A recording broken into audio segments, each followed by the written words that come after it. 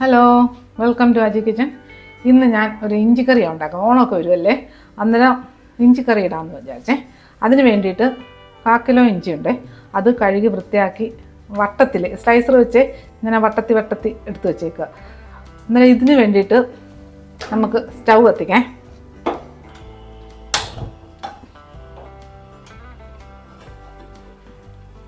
ഞാൻ നല്ലെണ്ണയിലാണ് ഉണ്ടാക്കാൻ പോകുന്നത്. വെളിച്ചെണ്ണയിലും ഉണ്ടാക്കാം. ഇതിനകത്ത് കുറച്ച് നല്ലെണ്ണ ഒഴിച്ചു കൊടുക്കാം, കാര്യം ഇത് വറുത്തെടുക്കണ്ടേ. മതിയേ. എണ്ണയൊന്ന് ചൂടായിട്ട് നമുക്കത് വറുത്തെടുക്കാം. നമുക്ക് എണ്ണ ചൂടായേ, അതിനകത്തോട്ട് ഈ ഇഞ്ചി ഇട്ട് കൊടുക്കാം.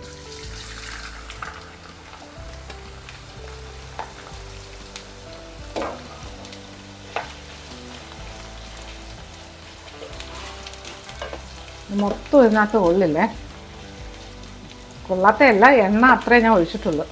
അന്നേരം ഇതൊന്ന് വറുത്തെടുത്തിട്ട് ബാക്കിയും കൂടി വറുത്തെടുക്കാം. നല്ല ക്രിസ്പി ആയിട്ട് വറുത്ത് കിട്ടണേ. ഓണമല്ലേ, ഓണത്തിന് ആദ്യം തുടങ്ങേണ്ടത് ഇഞ്ചിയല്ലേ, അന്നേരം ഇഞ്ചിയിൽ നിന്ന് തന്നെ തുടങ്ങാമെന്ന് വിചാരിച്ചു.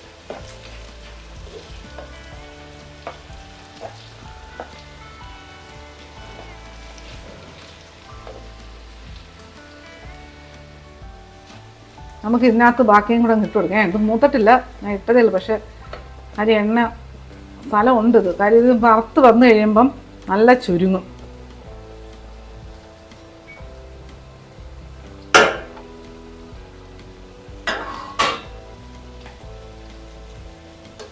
റെഡിയായി വന്നു കഴിയുമ്പോൾ നല്ല ചുരുങ്ങി കുറച്ചേ ആവത്തുള്ളൂ. ഇപ്പോഴും അന്നേരം മൊത്തം ഇടാം. ആദ്യം ഒരു ഇതായിരിക്കും. പിന്നെ അജി കിച്ചൻ സബ്സ്ക്രൈബ് ചെയ്യാത്തവർ സബ്സ്ക്രൈബ്, ലൈക്ക് ചെയ്ത്, ഫോളോ ചെയ്ത്, ഷെയർ ചെയ്യാൻ മറക്കല്ലേ. പിന്നെ സബ്സ്ക്രൈബ് ചെയ്തവർക്ക് വളരെ വളരെ നന്ദിയുണ്ടേ.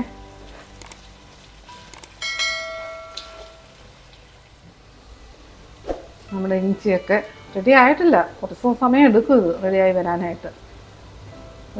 ഈ പതയൊക്കെ കണങ്ങും. ഇത് ഞാൻ പണ്ട് വീട്ടിൽ എൻ്റെ അമ്മൂമ്മ ഉണ്ടാക്കുന്ന ഈ രീതിയിൽ ഇഞ്ചിയെ ഇങ്ങനെ ഉണ്ടാക്കത്തുള്ളൂ. ഇഞ്ചിപ്പുളിയൊന്നും ആരും ഞങ്ങളവിടെ ആരും ഉണ്ടാക്കില്ല. അതും ഇത്ര നേരത്തെ ഒന്നും ഉണ്ടാക്കത്തില്ല അവരൊക്കെ. ഞങ്ങൾക്കെന്ന് പറഞ്ഞാൽ രാത്രി ഉത്രാടത്തിൻ്റെ അന്ന് രാത്രി, അന്നത്തെ രാത്രിത്തെ ഡിന്നറും കഴിഞ്ഞതിന് ശേഷമേ തിരുവോണത്തിൻ്റെ കാര്യങ്ങളൊക്കെ തുടങ്ങും. അന്ന് ഉറക്കമില്ല ആർക്കും. അമ്മയും അച്ഛനും അപ്പൂപ്പനും അമ്മൂമ്മയൊക്കെ ഇങ്ങനെ ഫുൾ ടൈം വളർന്നിരുന്നു. രാവിലെ നമ്മളൊക്കെ എണീറ്റ് വരുമ്പം കാണുന്ന കാഴ്ച എല്ലാം കഴിഞ്ഞ് അരി എല്ലാം റെഡിയായി കഴിഞ്ഞിരിക്കും. അരി അടുപ്പിൽ കിടന്ന് വേവുന്ന കാഴ്ചയാണ് കാണുന്നത്. അടിപൊളിയാണെന്നൊക്കെ ഓണം എന്നൊക്കെ പറഞ്ഞു. ഇന്നിപ്പോൾ എന്തോ ഓണമാണ്, അന്നൊക്കെ ഒരു രസമാണ്. അതിന് മുമ്പ് അന്ന് അടുക്കളയൊക്കെ കഴുകും രാത്രി, എല്ലാം എല്ലാം നേരത്തെ കഴുകിയിടും. പക്ഷെ അതല്ല, അന്ന് തലേന്നത്തെ ഉത്രാടത്തിൻ്റെ എല്ലാ ഡിന്നറൊക്കെ കഴിഞ്ഞ് അടുക്കളയൊക്കെ കഴുകി വൃത്തിയാക്കിയിട്ട് തിരുവോണത്തിൻ്റെ പരിപാടി തുടങ്ങും.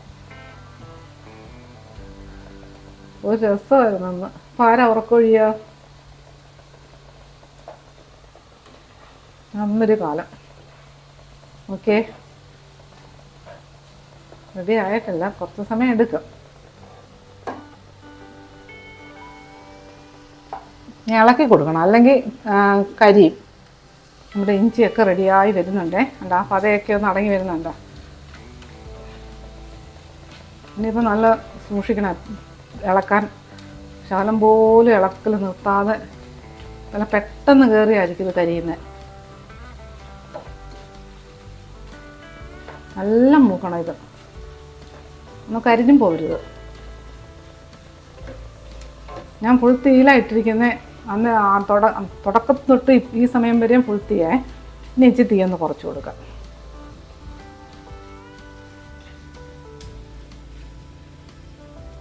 ആയിട്ടില്ല.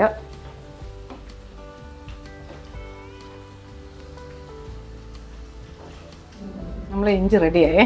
ഇതിനി ഈ പാത്രത്തിലോട്ട് മാറ്റാം. തീരെ കുറച്ചിട്ടുണ്ടേ. കണ്ടില്ല, ഇഞ്ചി വറുത്ത് വന്നപ്പം കണ്ടോ, കുറച്ചേ ഉള്ളൂ. പക്ഷെ ഇതിനി പൊടിച്ച് വരുമ്പം നല്ല, ഇഞ്ചിയിലിടുമ്പം നല്ല ഒത്തിരി അങ്ങ് വെള്ളത്തിൽ കുന്ന് വരുമ്പോഴേ റെഡിയായി വരുമ്പോഴത്തേക്ക് ഒരുപാട് ഇഞ്ചി കാണും. ഇതൊന്ന് ആറട്ടെ.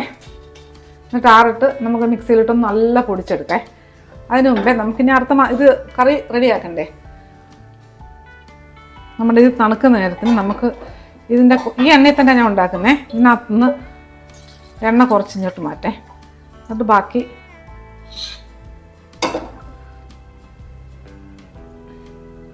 ഇത്ര എണ്ണ മതിയേ.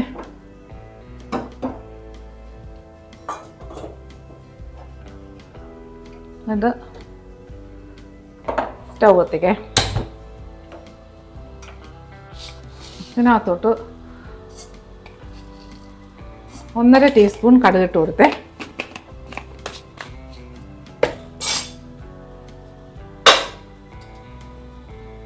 കടുകൊന്ന് പൊട്ടട്ടെ.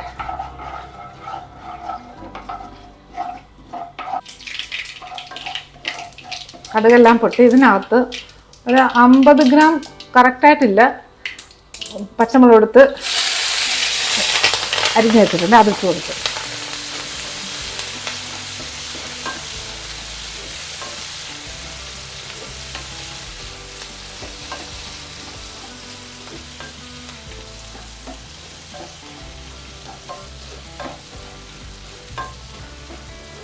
ഇതിനകത്ത് ഒരു പിടി സാമ്പാറുള്ളി അതും ഇട്ട് കൊടുക്കുക.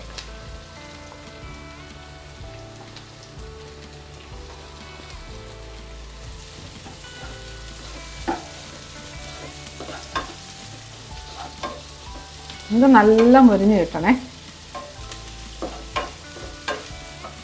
ഇതിലോട്ട്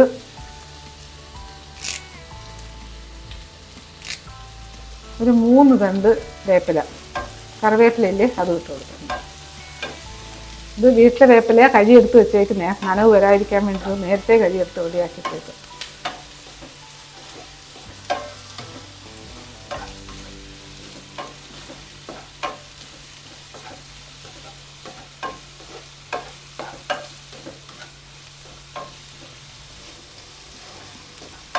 ഇനി ഇതിനകത്തൊരു കടുകുറുപ്പില്ല, ഒന്നുമില്ല.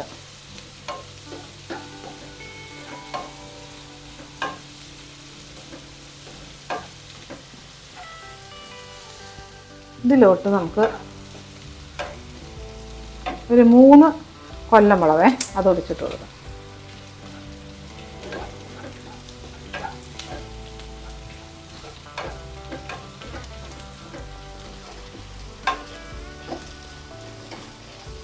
ഇത് നല്ലതുപോലെ മൂത്ത് കിട്ടണേ, അല്ലെങ്കിൽ ഇഞ്ചിക്കറി കേടായി പോകും. ഇത് കുറച്ച് ദിവസം വെളിയിൽ വെച്ചിട്ട് പിന്നെ ഫ്രിഡ്ജിനകത്ത് കയറ്റി വെച്ചാൽ മതി. പിന്നെ എരിയും പുളിയൊക്കെ അവരവരുടെ ഇഷ്ടേ.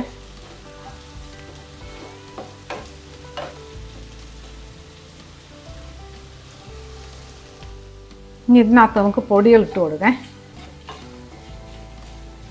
റെഡി ആയിട്ടുണ്ട്. ഞാൻ തീ കുറച്ചിട്ടിട്ടുണ്ട്. ഇതിനകത്ത് ആദ്യം മഞ്ഞൾപ്പൊടി ഇട്ട് കൊടുക്കാം. കാരണം ഒരു 1/2 ടീസ്പൂൺ മഞ്ഞൾപ്പൊടി ഇട്ട് കൊടുത്തേ. കാര്യം മഞ്ഞൾപ്പൊടി ഞാൻ പൊടിക്കുന്നതല്ല, കടയിൽ നിന്ന് മേടിക്കുന്ന പൊടിയായിട്ട്. ബാക്കിയെല്ലാം വീട്ടിൽ പൊടിക്കുന്ന പൊടികളാണ്. ഉലുവയും മല്ലിപ്പൊടി മുളക് പൊടി എല്ലാം. ഇനി ഇതിലോട്ട് ഓരോ പൊടികളായിട്ട് ഇട്ട് കൊടുക്കാം. ഇത് പിരിയമുളക് പൊടിയാണേ. 1 2 3.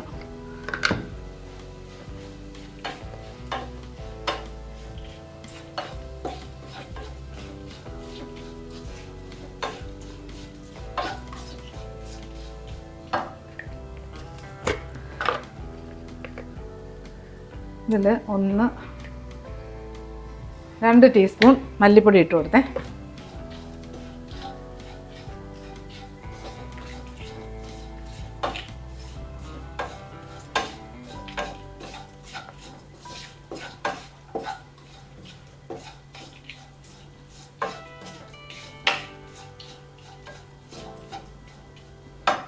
ഇനി ഇതിനകത്ത് ഒരു 1/4 ടീസ്പൂൺ ഉലുവാപ്പൊടി.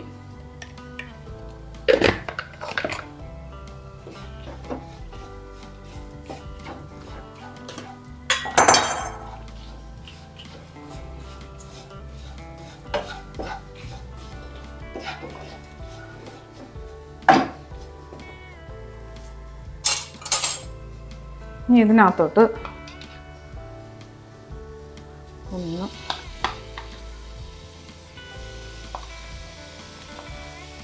ഒരു 3 ടേബിൾ സ്പൂൺ പുളി ഒഴിച്ചു കൊടുത്തിട്ടുണ്ടേ. പുളിയൊക്കെ നിങ്ങളുടെ ഇഷ്ടത്തിനനുസരിച്ചിട്ട് ഒഴിച്ചു കൊടുക്കുക.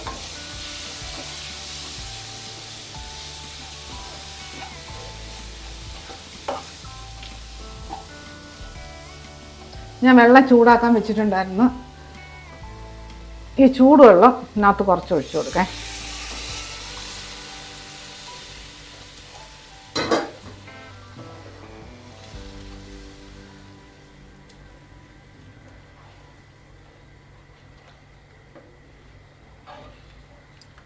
നല്ല തിളയ്ക്കട്ടെ. ആ സമയം ഇനി നമുക്കിത് തിളയ്ക്കുന്ന നേരം കൊണ്ട് നമുക്ക് ഈ ഇഞ്ചി വറുത്ത് വെച്ചേക്കുന്നില്ലേ, നല്ല തണുത്തത് ഒന്ന് പൊടിച്ചെടുക്കാം.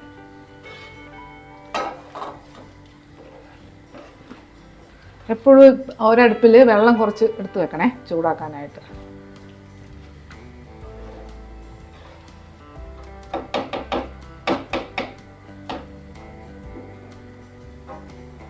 തീ കൂട്ടിയിട്ട് കൊടുക്കാം. എന്നിട്ട് ഇത് തിളയ്ക്കട്ടെ, ഞാൻ ഇത് പൊടിച്ചെടുക്കട്ടെ.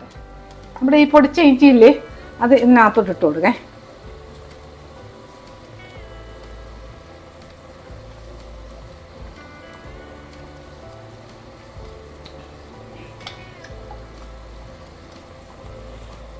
ഇതിനകത്ത് കുറച്ച് ചൂടുവെള്ളം, ഗ്യാസ് ഓഫാക്കാൻ അതുണ്ട്.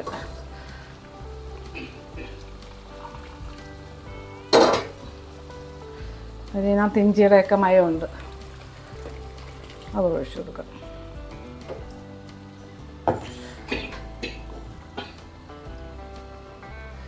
ഇത് നല്ല തിളയ്ക്കട്ടെ.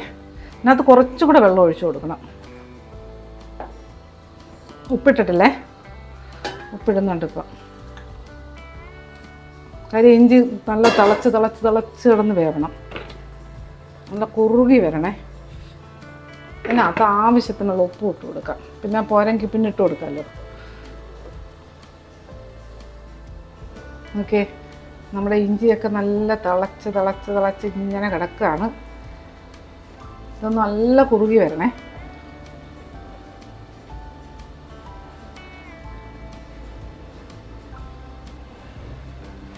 ഇങ്ങനെ തിളച്ചൊന്ന് കുറുകട്ടെ.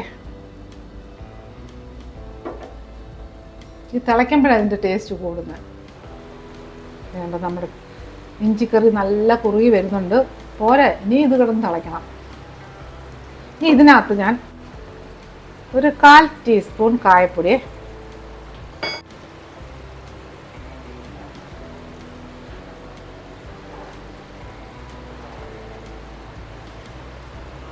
ഇത് നല്ലതുപോലെ വെള്ളം ഒഴിച്ച് തിളച്ച് ഇതിനെ നല്ല തിളച്ച് കുറുകി വന്നാലേ ഈ ഇഞ്ചിക്കറിക്ക് നല്ല ടേസ്റ്റാണ്. ഇനി ഇത് ഒന്നുകൂടെ കിടന്ന് ഒരു തിളച്ച് വേവട്ടെ, കുറുകി വരട്ടെ. നോക്കിക്കേ, നമ്മുടെ ഇഞ്ചിക്കറി നല്ല വെടുത്ത മണമാണെന്നറിയാവോ. ഈ പ്രദേശം മൊത്തം ഇതിൻ്റെ മണമാണ്. ശോ, ഓക്കെ, നല്ല കുറുകി. ഇനി ഇതിനകത്ത്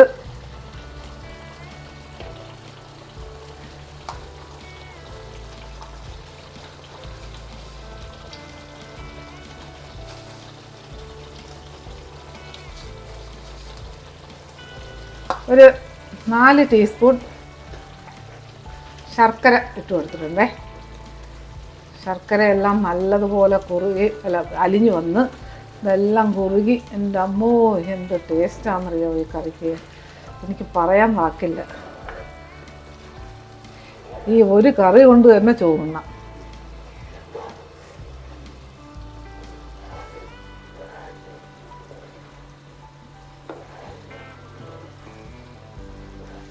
അതിൻ്റെ ഉപ്പും പുളിയും മധുരമൊക്കെ നോക്കട്ടെ. ശർക്കരയൊക്കെ അലിഞ്ഞിട്ടുണ്ട്.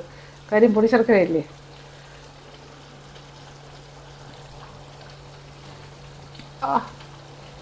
ഓ, അടിപൊളി. ഒന്ന് കുറച്ചുകൂടെ ശർക്കര ഇട്ട് കൊടുക്കാൻ പോകണേ. അതിന് പിന്നെ മധുരമൊക്കെ അവരവരുടെ ഇഷ്ടമേ.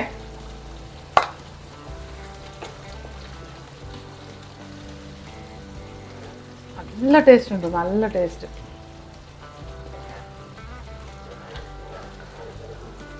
ഇതൊരു 2 മിനിറ്റും കൂടെ 1-1.5 മിനിറ്റും കൂടി ഞാൻ തിളയ്ക്കട്ടെ. നോക്കിക്കേ, നമ്മുടെ ഇഞ്ചി പിക്കിള് റെഡിയായി. ഇലയിൽ ഒഴിച്ചു കഴിഞ്ഞാൽ അവിടെ ഇരിക്കണം കണ്ടാ. ഓക്കെ, അതെ, ഞാൻ ഗ്യാസ് ഓഫാക്കുക.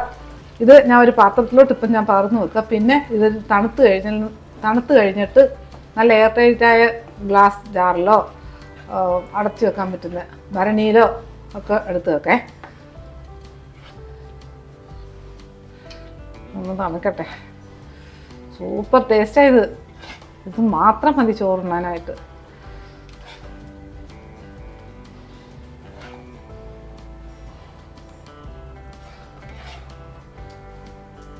പണ്ടൊക്കെ നമ്മൾ ഞങ്ങളുടെ കൊച്ചിലൊന്നും ഞങ്ങൾ ഇഞ്ചിയൊന്നും കഴിക്കില്ലായിരുന്നു ഈ കറിയൊന്നും വെച്ച് കഴിഞ്ഞാൽ. ഇപ്പോൾ ഇതിനൊക്കെ എന്ത് ടേസ്റ്റാ.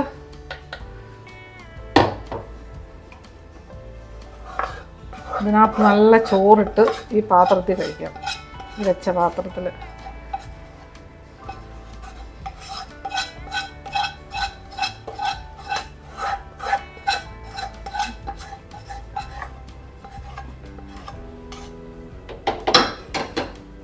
ഓക്കെ, അങ്ങനെ ഇപ്രാവശ്യത്തെ ഓണത്തെ ഇഞ്ചിക്കറി റെഡി. അപ്പോൾ എല്ലാവരും ഇതുപോലെ ഒന്ന് ഉണ്ടാക്കിയിട്ട് ഫീഡ്ബാക്ക് പറയാൻ മറക്കല്ലേ. ഇനി അടുത്ത ഓണത്തിൻ്റെ കറിയായിട്ട് അടുത്ത ദിവസം കാണാം.